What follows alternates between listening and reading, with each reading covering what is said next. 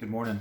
Yeah, I was talking with Levi last night, and we were talking about different times in our lives where you know what's coming next, and you know what to prepare for, and how tough it is to when you're in a moment where you don't know what's coming next, and there's a little bit of uncertainty about what you're supposed to do or what you should be doing, and most of us as athletes face that when you're growing up as a little kid.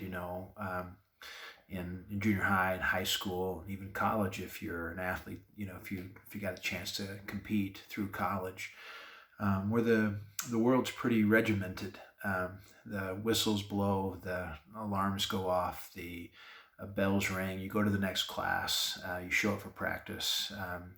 You get your own workout in. You eat a certain time. It's pretty planned, and you're always preparing for tomorrow, which is another football game or another wrestling match or a track and field event or a tennis match or whatever it might be for you. There's kind of always tomorrow in regard to this is what I'm preparing for. But when an athlete's career ends, high school or in college or professionally, and it ends, and your identity kind of goes away. It's what you've been known for, and that's it's hard to handle. It's a time in your life where there's great uncertainty. I was reading in Tony Dungy's book, and he shared some pretty neat scripture. 1 Peter 2:9, you are a chosen people. You are. You're God's very own possession. As a result, you can show others the goodness of God, for he called you out of the darkness into the wonderful light. And in times when you're facing wonderment about what's next, and am I doing the right thing, I think I've got some guidance for all of us. And 55, 56 years old, chasing 56, pretty close now, and I still have that wonderment about what's next. Am I doing the right thing, God? Am I doing what I'm supposed to be doing? Most importantly, am I doing what you want me to do? Am I being smart about what I'm doing in regard to doing the right things here on earth, but also, just that. Am I doing the right things here on earth? Am I being a good financial steward? Am I doing the right thing in my job? Am I spending enough time with my family? Am I spending enough time with God?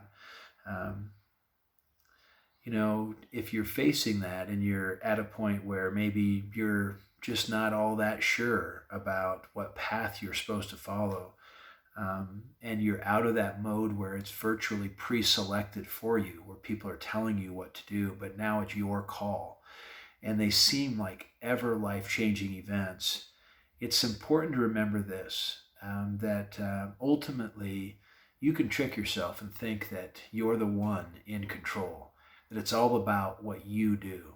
But the reality is, if you've given your life to God, if you've given yourself over, if you've accepted Christ into your life, it's not you that's in control. It's God that's in control. He has a plan. He had a plan. It's right where you're at right now.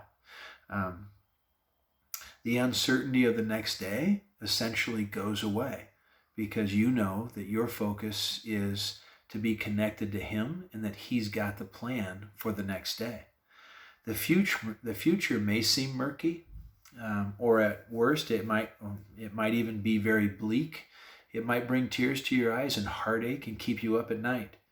But it's important to remember that tomorrow's a completely new day. God promises that He has each of our days firmly in His hands. It doesn't mean that each day will be peachy, but that He is in charge. God's got it covered. I wrote that down here in today's line. God's got it covered. He has it covered. And if you're wondering, like, well, what order? What do I do? What is He calling me? He calls you to love Him and love your neighbor. Love your neighbor as Christ loved the church.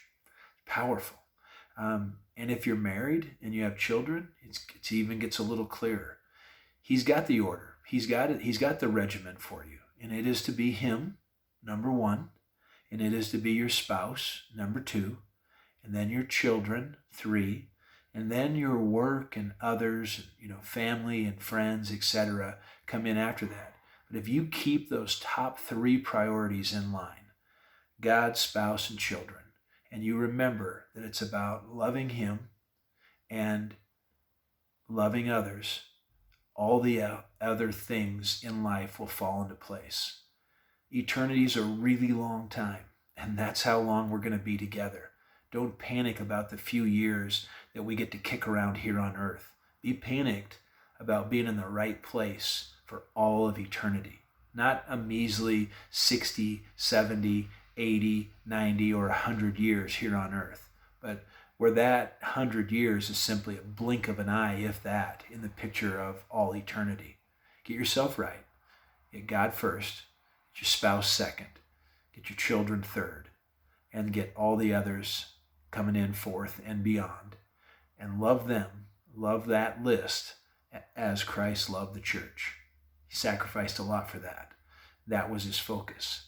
And it's to be ours as well. Love as he did. Love you.